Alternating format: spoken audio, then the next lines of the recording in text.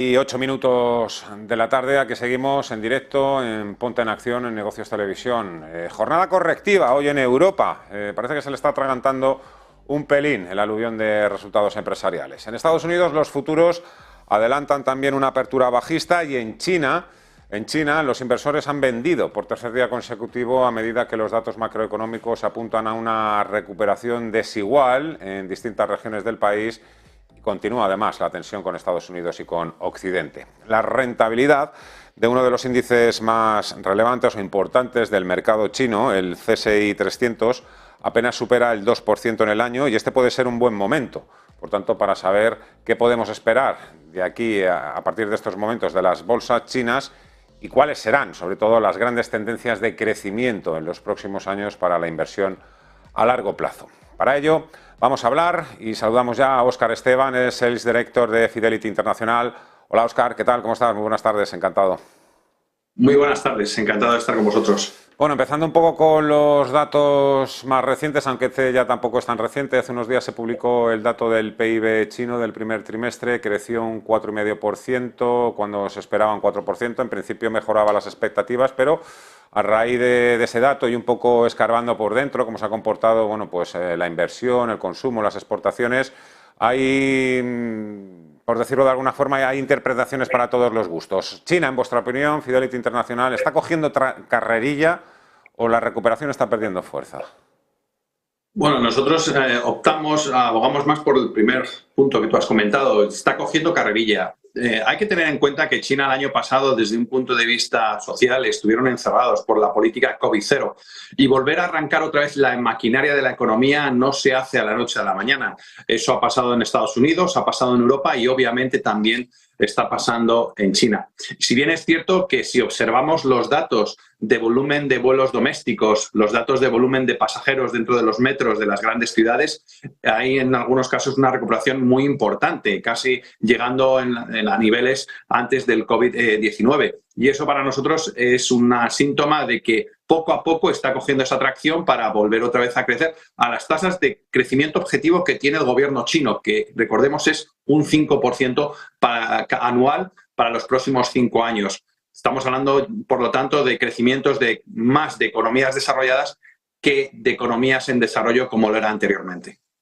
Para el resto de la economía mundial, que China empiece a coger tracción. Como dices, la recuperación es importante, pero no es total. ¿Cuándo creéis que o empezará a notarse la recuperación total, la reapertura total del país? Bueno, es una realidad que también todo lo que está pasando en su entorno a nivel global de la desaceleración que estamos viendo en el resto de países les incide negativamente en esa recuperación que nosotros podamos ver. Por eso probablemente para coger ese ritmo del crecimiento del 5% tarde algún trimestre más. Pero lo que a nosotros nos parece interesante son los niveles actuales de las valoraciones, tanto en el lado de la renta fija, pero sobre todo en el lado de la renta variable. Y eso para nosotros nos hace posicionarnos de forma muy positiva para el mercado de renta variable asiático y con China a la cabeza para los próximos trimestres, porque apenas ha podido empezar a rebrotar ese rebrote que nosotros vemos en una vuelta a la normalidad otra vez después de la política de COVID-0, de la política fiscal y monetaria que ya el año pasado el gobierno chino realizó para reactivar su economía. Y eso, insisto, no es un trimestre, a lo mejor tarda más de 2 trimestres, pero al fin y al cabo lo vamos a ver. Y eso, obviamente, las bolsas lo van a tener que recoger antes. Has hablado de inversión en renta fija y renta variable. Me voy a adelantar un poco y voy a pasar ya directamente a preguntarte por las grandes tendencias de crecimiento que pensáis que en Fidelity Internacional que puede ser, o que pueden presentar un gran atractivo para los inversores, para el largo plazo. Tendencias de crecimiento en China. ¿Por dónde habría que ir? 3, 4, 5 tendencias.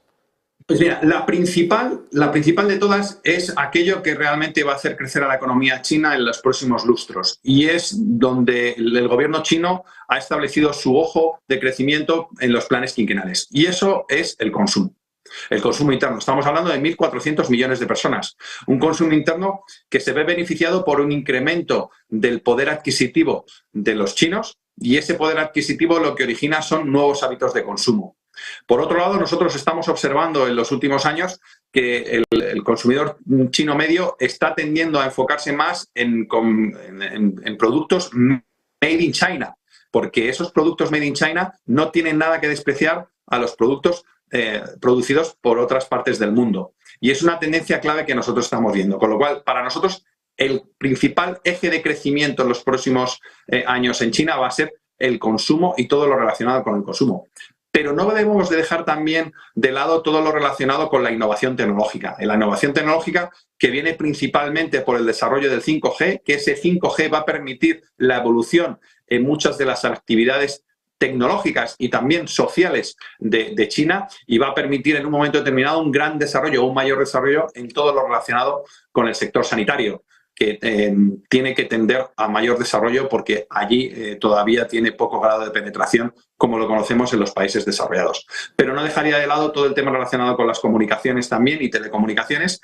Y por último, y no menos importante, y el gobierno chino también lo ha dejado claro en su plan quinquenal, es todo el desarrollo relacionado con las energías verdes, con la transformación que necesitan, obviamente, las grandes ciudades chinas, de pasar a menor polución y un desarrollo de esas tecnologías y ecología verde. Y también a eso le debemos dar un claro análisis y profundo análisis desde nuestro punto de vista, sin dejar de lado, por ejemplo, todo el tema relacionado con el vehículo eléctrico y la cadena de suministros del vehículo eléctrico, que estamos hablando del gran consumidor de vehículos eléctricos actuales en el mundo.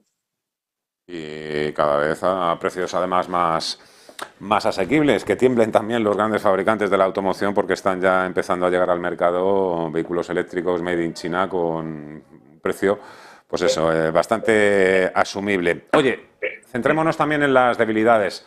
Hablabas del consumo interno, pero también los datos del PIB también reflejaron, bueno, pues que el consumo andaba algo estancado. Están cayendo también las exportaciones.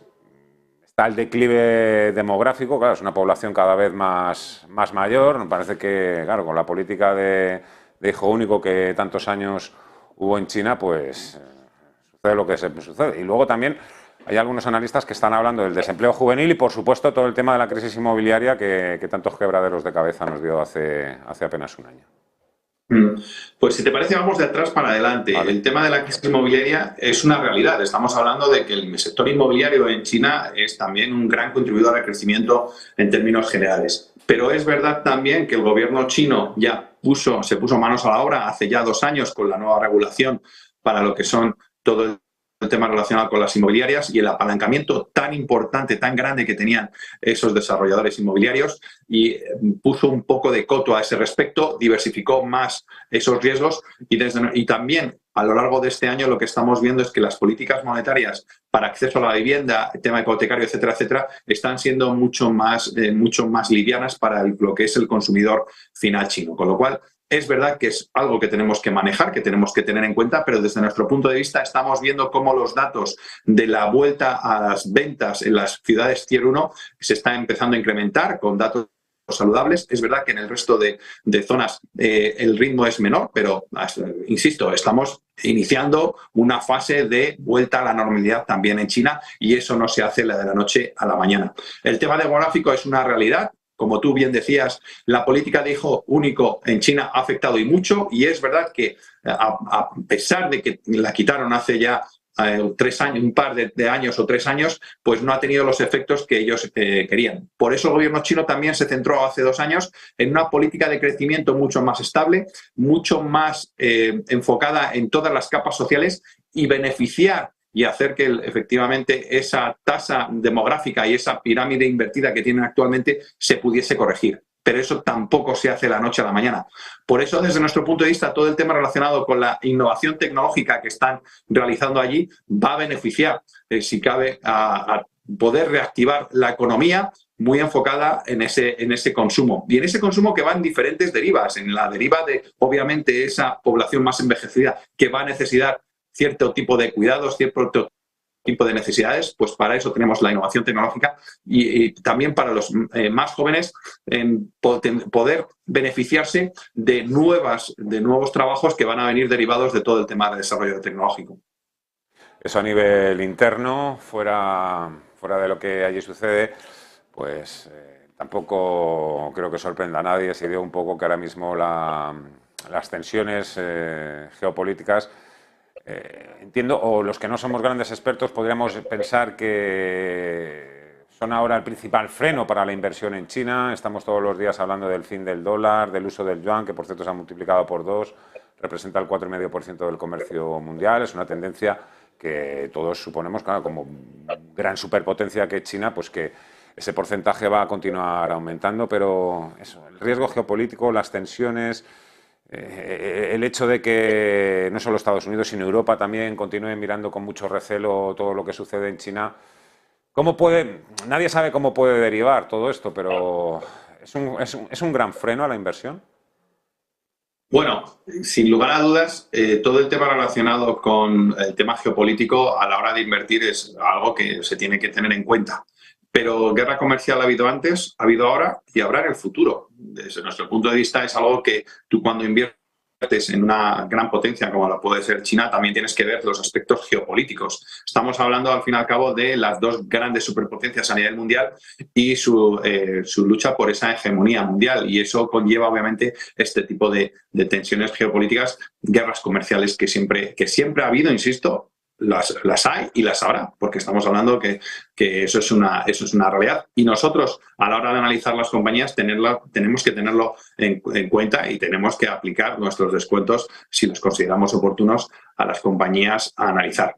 Pero más allá de esto, para nosotros es buscar el largo plazo y buscar realmente dónde estamos viendo las oportunidades de un crecimiento que trata el gobierno chino y China de que sea interno, vía consumo interno. Y eso es para nosotros un aliciente interesante para poder confiar en que el crecimiento a futuro de China no necesite de terceros, sino sea per se.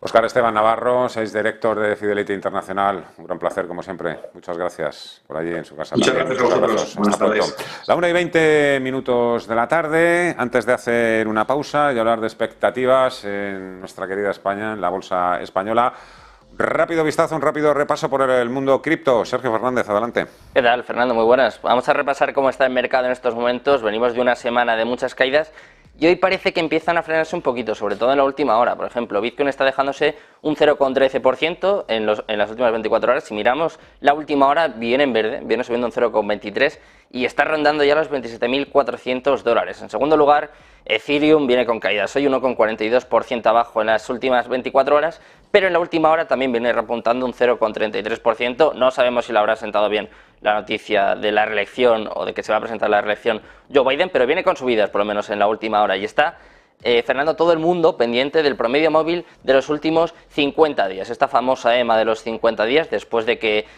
la semana pasada cayese cerca de un 11%, en el caso de Bitcoin desde los 31.000 hasta los 27.400, todo el mundo está pendiente de ese soporte que estaría cerca de los $25.000 y que puede marcar el futuro más próximo, en este caso para Bitcoin. Te voy a contar otra noticia, Fernando, y es que todos sabemos la crisis que están viviendo los argentinos y Michael Saylor, una de las figuras más ilustres del mundo cripto, está sugiriendo a Argentina que debería adoptar Bitcoin, algo así como lo que ya ha hecho El Salvador, en medio de su crisis inflacionaria. Y es que los problemas económicos de Argentina se han visto agravados por una inflación récord y un peso que se deprecia rápidamente. Los ciudadanos han estado luchando mucho para hacer frente a los efectos de la creación excesiva de dinero, de monedas y el impacto del conflicto entre Rusia y Ucrania, y hay mucha gente que ya se pregunta si Bitcoin podría ser la solución a todo esto. Y en este contexto, Michael Saylor, el fundador de MicroStrategy y estridente defensor de Bitcoin, ha sugerido a Argentina que compre Bitcoin como una posible protección contra la inflación. Michael Saylor lo deja ahí. Nosotros, Fernando, vamos a dejarlos también aquí. Nos vamos a ir un par de minutos a Publi y enseguida volvemos aquí en Negocios Televisión.